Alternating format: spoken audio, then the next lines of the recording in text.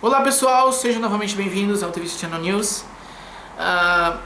Esse é mais um daqueles vídeos em que eu pego um artigo que foi publicado recentemente e abordo ele e disseco ele aqui. Então ele não vai ter edição esse vídeo, né? E o artigo que eu escolhi para fazer hoje é esse aqui. Ele foi publicado no dia 24 de setembro, um dia depois do meu aniversário, agora, setembro desse ano, né? Na revista Plozone, que é uma revista que está bastante em voga agora, até porque ela tem um processo de avaliação dos trabalhos bem acelerado e tal, né? Então bastante gente está publicando nela. Mas antes de começar o vídeo de hoje, especificamente, eu quero fazer um reforço aqui para vocês do meu vídeo que eu publiquei há 2 dias atrás, na última segunda-feira. Por quê? Porque talvez tenha sido o vídeo que mais, que abordou o tema mais relevante desse canal.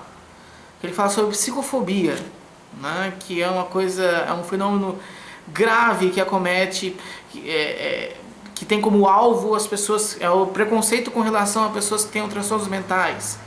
Então, é um vídeo em apoio à campanha da Associação Brasileira de Psiquiatria, que é a psicofobia é um crime. Então, eu acho que, sim, se for para pegar pelo menos entre os 3 mais importantes, mais relevantes vídeos desse canal, e que já conta aí com mais de 215, né? Com certeza esse é um deles. Então eu peço que, se você ainda não assistiu, assista, né? Porque curiosamente ele está com pouco número de visualização em comparação aos outros vídeos, né? Então seria muito importante mesmo que, não que os outros não sejam importantes, não que esse aqui não seja importante, é claro que é divulgação científica sempre, mas aquele lá tem um aspecto bem mais relevante, bem mais prático, e é muito importante esse tipo de conscientização. Então, se vocês puderem assistir aquele vídeo sobre psicofobia, é o vídeo anterior a esse aqui, igual eu falei, publiquei segunda-feira agora, e divulgar, e dar uma força na divulgação, seria bem bacana, ok? Mas, feito esse comunicado, né, esse reforço, vamos voltar ao artigo propriamente dito de hoje, né? Ele ficou até um pouquinho assim famoso, vamos dizer assim, na internet. Teve algumas matérias que foi feitas com base nele, porque ele analisou um aspecto bem curioso, e de uma forma que, apesar dos autores trazerem outros estudos anteriores, muitos deles eu já conhecia, que fizeram uma coisa um pouco semelhante, mas a forma como ele trouxe, como ele desenvolveu, foi original, tá? O que basicamente eles quiseram comparar? Eles quiseram comparar um tipo de conjunto de comportamentos, né, que a gente coloca dentro de uma categoria chamada mate retention ou mate guarding, que é como eles colocam no texto, né? Mas é a mesma coisa. É um tipo de expressão de ciúme, né? O que se caracteriza? Isso é muito mais... tem esse tipo de comportamento, de padrão de comportamento, ele é muito mais frequente em homens do que em mulheres, né? Não que as mulheres não apresentem, mas eu vou ilustrar ele com alguns exemplos, e que provavelmente vocês conhecem pessoas assim. Todos nós podemos manifestar esse tipo de comportamento com relação a uma companheira ou um companheiro em algum momento da vida, mas vocês devem conhecer aquelas pessoas que usam isso com uma certa frequência, né? Que é o quê? Basicamente aquela pessoa que está num lugar em público e fica o tempo inteiro agarrado na outra pessoa.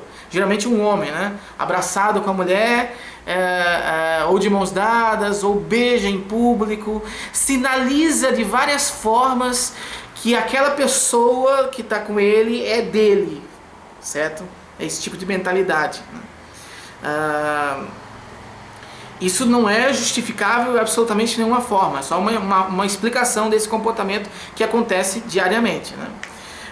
Então essa é uma das manifestações desse mate retention, mate guarding. Outro tipo de manifestação é a violência, muitas vezes até, né? Que daí a gente já está indo para um nível um pouco, se aproximando de um nível disfuncional desse comportamento, né?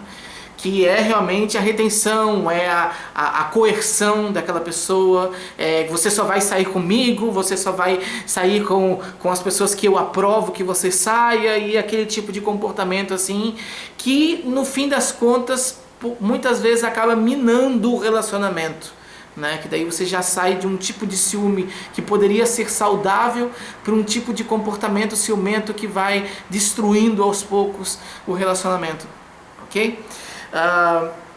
Então esse tipo de padrão de comportamento de posse, de mostrar, de reter a pessoa sempre, deixar sempre a pessoa próxima de você, né? É o que a gente chama de mate retention, mate guarding. E o que eles analisam, e essa é uma das estratégias, na realidade, não apenas do ser humano, mas de várias espécies, inclusive insetos, utilizam esse tipo de padrão de comportamento para assegurar a paternidade. Por isso que ele é muito mais frequente nos homens do que nas mulheres, porque as mulheres têm sempre certeza que elas são mãe da criança que nasceu. Os homens não têm. Então esse tipo de comportamento, na realidade, é uma estratégia para assegurar um pouco mais que você realmente esteve o tempo inteiro próximo daquela companheira, e que por isso as chances daquela criança que eventualmente nascer daquela relação vai ser sua, né? Uma chance um pouco maior. Não quer dizer também muita coisa. Esse tipo então essa é uma estratégia, na realidade, né, de assegurar a paternidade, ok? A nível comportamental. Existe uma outra também estratégia, também não é presente exclusivamente em seres humanos, mas em vários outros animais, principalmente naqueles em que a fêmea se relaciona com vários machos, né, tem vários parceiros. No ser humano não é tanto como outros exemplos no reino animal, tá? Então seria esperado, vamos dizer assim, que a pressão seletiva da competição espermática não seria tão, que é o nome que a gente dá para isso aí, não seria tão incisiva sobre o ser humano. Mas a gente tem alguns indícios, até morfológicos, né, nos homens principalmente, que isso é uma realidade, que isso se aplica. Por exemplo, né, o volume, né, dos testículos no ser humano, ele é relativamente grande, proporcionalmente grande, tá, em relação a alguns outros animais em que isso acontece menos. Então a gente sabe que existe uma correlação bem forte entre o volume dos testículos e essa competição espermática. Tá? Então essa é uma das evidências morfológicas que apontam que o ser humano também é alvo desse tipo de competição. Então nesse nível o que acontece? Se as mulheres, as fêmeas em geral, né, elas mantêm relações com vários machos, né, existe a chance de que teve uma relação com um agora, daqui a horas ou mesmo 1, 2 dias, alguma coisa assim, a pessoa que o ser, né, o outro macho, quando vai copular com ela, vai ter que enfrentar dentro, né, dentro dela os espermatozoides de outros machos. Vai ter que competir com os espermatozoides de outros machos que ainda estão lá, certo? Então isso a gente chama de competição espermática. Então existem espermatozoides que são especialistas em destruir outros espermatozoides, existem espermatozoides que são mais rápidos, existem espermatozoides que são... Então tem várias características dos espermatozoides que são influenciadas por essa maior ou menor competição espermática, tá? Bom, então essas são as duas principais estratégias que existem para assegurar a paternidade em seres humanos e também, né? O que esse artigo demonstrou partiu da premissa que é o seguinte: essas duas estratégias têm custo. Tanto o custo de você ficar o tempo inteiro vigiando e mantendo aquela pessoa perto de você o tempo inteiro, né? Como você produzir determinada qualidade de espermatozoide para enfrentar sempre espermatozoides alheios ali dentro e conseguir dessa forma também aumentar a sua chance de ser o pai da criança, tá? Então essas duas estratégias são muito custosas. Logo, seria de se esperar que houvesse algum tipo de de prioridade. Ou seja, se determinado homem tem uma melhor, por natureza, uma melhor qualidade do espermatozoide, ele não precisaria investir tanto na estratégia comportamental, ele não precisaria investir tanto no mate retention. Se, ao contrário, né, esses homens eles não têm uma boa qualidade do espermatozoide, né, de ejaculação, enfim, eles precisariam investir nessa estratégia comportamental, porque seria daí uma forma de assegurar, já que os espermatozoides não são 100%, tá? Então, esse tipo de coisa que o artigo, esse tipo de questão que o artigo lança como hipótese, que uma estratégia seria correlacionar de maneira negativa com a outra, ou seja, quando uma é a principal, a outra diminui, porque senão se você usar as duas ao mesmo tempo, você gasta muita energia, tem muito custo, certo? Então foi basicamente isso aí que eles se lançaram a tentar responder. E daí eles usaram o Mate Retention Inventory, aliás, que é um instrumento desenvolvido pelo David Buss, que talvez seja um dos principais psicólogos evolucionistas que existem, né? E foi um dos pioneiros, né? Começou a estudar principalmente critérios de seleção de parceiro, depois ele foi para estudar ciúmes, depois atualmente ele está estudando mais violência em geral, enfim. Então, e isso também é importante fazer um parênteses, porque esse instrumento ele não tem sequer traduzido para a língua portuguesa. Apesar do David Buss, lá no Buzz Lab, que é o site do laboratório dele, dizer que ele é bem tranquilo, ele é bem de boa, porque além de ser um instrumento de domínio público, você não tem que pagar para utilizar ele está disponível no próprio artigo, né? Então é só você entrar em contato, claro, você tem que fazer o contato com ele, eventualmente, ou com algum aluno muito próximo dele, para dizer que você gostaria de traduzir aquele instrumento. É muito provável que ele aceite e você faz essa tradução, né? O processo de tradução ele tem um método também estruturado. Geralmente se usa aquele que o Paulo Matos e alguns colaboradores usaram para fazer várias traduções de instrumentos para TDAH, que é tradução, depois você faz a retrotradução, que é trazer daquele do português que você transformou pro inglês de novo, e daí comparar com o original, enfim. Então assim, ele não é necessariamente um trabalho complicado de fazer. Depois você aplica numa população pequena, pode ser muitas vezes de 15 sujeitos apenas, só para ver se tem alguma dificuldade na compreensão daqueles termos, enfim.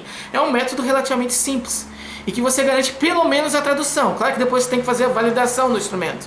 Então aí é um pouquinho mais complicado, mas a tradução em si já te possibilita utilizar em algumas pesquisas, né, pequenas, como uma ferramenta a mais. E esse instrumento não tem traduzido, pelo menos, e olha que eu já olhei em várias dissertações de mestrado, várias teses de doutorado aqui no Brasil, né, que geralmente essas que fazem essas traduções, enfim, e não encontrei até hoje nenhum tipo, né. Então seria muito interessante que fosse, porque é um instrumento bastante utilizado para estudar esse tipo de padrão de comportamento, que é alvo de grandes coisas, porque você esse mate retention é justamente a linha tênue que separa um relacionamento saudável daquele que não é saudável. Você pode ter esse padrão de comportamento e ser ainda assim um companheiro adequado, né? Uma pessoa que vive num relacionamento saudável, como você pode ter determinada intensidade desses comportamentos que acabam sendo disfuncionais e acabam prejudicando o relacionamento, tanto gerando divórcio como mesmo violências, né? E uma série de coisas. Então ele é um tipo de instrumento muito interessante, não só para você prevenir essa violência conjugal quanto também melhorar eventualmente a qualidade dos relacionamentos das pessoas. Então seria muito importante se no Brasil tivesse esse instrumento.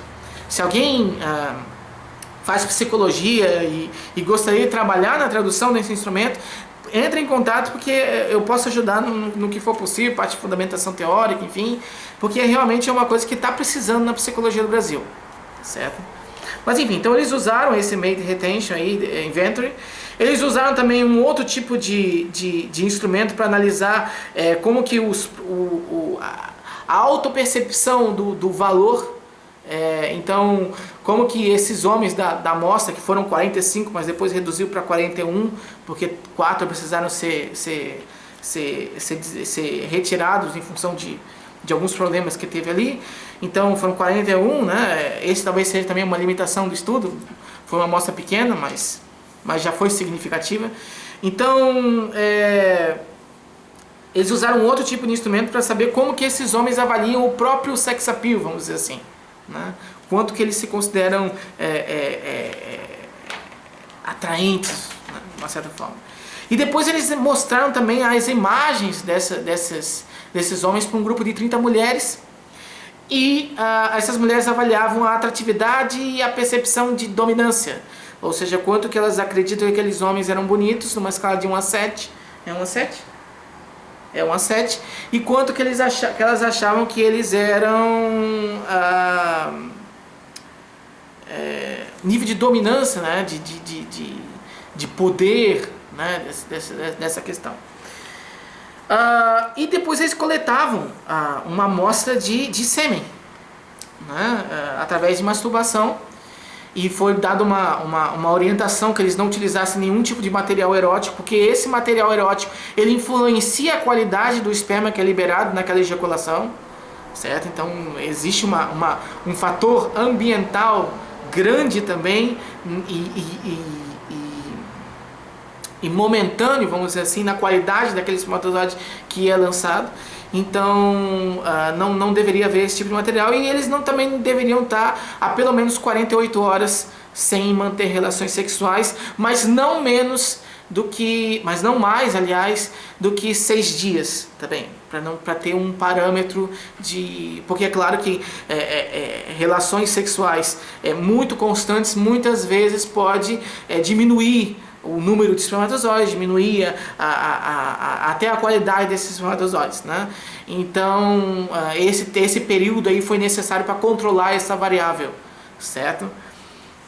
Então eles compararam a qualidade desses espermatozoides com essas outras características que foram avaliadas através de questionários, certo? O resultado basicamente que eles chegaram é que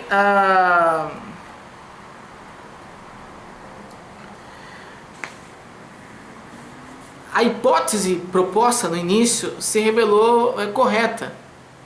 Ou seja, de fato, aqueles que tiveram um score mais elevado no Mate Retention Inventory, que media esse comportamento de aproximação, de sinalizar para o outro que aquela pessoa te pertence, de manter a outra pessoa sempre próxima de você, enfim, né?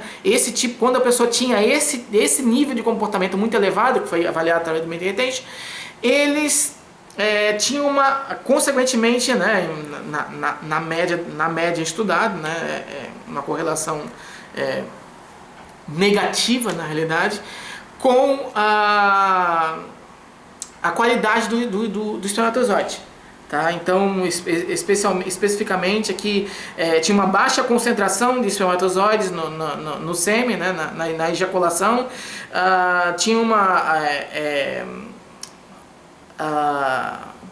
os espermatozoides eles caminhavam ou andavam mais lentamente, né? E eles eram menos assertivos, enfim, né? Então essa qualidade, né, pior dos espermatozoides estava relacionada diretamente com o melhor ou o maior, mais intenso nível de comportamento de Mate Retention, tá? E o contrário também acontecia, quando o score no Mate Retention Inventory era baixo, ou seja, a pessoa tinha menos esse padrão de comportamento, a qualidade da ejaculação dela tendia a ser maior, tá? Então isso demonstra que de fato existe uma compensação, um balanço entre essas duas estratégias, justamente por ambas serem custosas. Então, quando uma é bem desenvolvida, a outra tende a não ser. Quando uma é pouco desenvolvida, a outra tende a ser. Ok? É claro que esse tipo de investigação ela precisa ainda ser, eles até colocam que é preciso replicar esse estudo, inclusive para avaliar fatores genéticos, porque podem ter características genéticas associadas a esse tipo de comportamento, ou até esse tipo de qualidade de ejaculação, né? Então, porque já existem outros estudos mostrando relação com traços de personalidade, a gente já sabe que traços de personalidade tem uma boa carga genética, então, por consequência, é válido pensar que tenha também uma carga genética significativa nesse tipo de comportamento de mate retention ou mesmo na qualidade do espermatozoide, que poderia estar influenciando esses resultados. Ao mesmo tempo, a gente sabe que tem esses fatores ambientais, né? Igual eu falei, determinados estímulos eróticos podem configurar a ejaculação de uma forma diferenciada, né? Então é preciso bem, as futuras investigações, primeiro ver se esse balanço, né, esse equilíbrio entre as duas estratégias realmente se mantém, né? Porque é um estudo que ele tem outras relações com outros estudos, mas dessa forma como está aqui foi pioneiro, então precisa ser replicada. E além disso, determinar como que isso acontece, quais são necessariamente os fatores ambientais e os fatores genéticos que podem estar contribuindo para esse balanço de estratégias, caso ele venha a ser confirmado, ok? Então era isso. Eu acho que esse aqui foi um estudo bem interessante, né? Porque trata de um comportamento curioso e de uma relação curiosa, né? Porque a gente não espera no senso comum que uma estratégia comportamental teria a ver com qualidade da ejaculação daqueles indivíduos, né? Mas pelo jeito tem, né? Assim como em várias outras espécies do reino animal, essa relação foi já também bastante confirmada. E o ser humano, por ser um animal como qualquer outro, não é surpresa que também aconteça isso, ok? Então, gente, por hoje é só. Eu espero que vocês tenham gostado desse vídeo. E ajudem na divulgação, enfim, comentem o que acharam. E novamente eu reforço que vocês assistam ao vídeo anterior, que foi sobre psicofobia, né? Novamente eu declaro que é muito provável, pelo menos para mim, né, que esse tenha sido um dos 3 principais vídeos aqui desse canal, né? Então é muito importante que ele seja divulgado para as pessoas, ok? Era isso, então, muito obrigado novamente e até o próximo vídeo aqui no TVC Channel News. Valeu!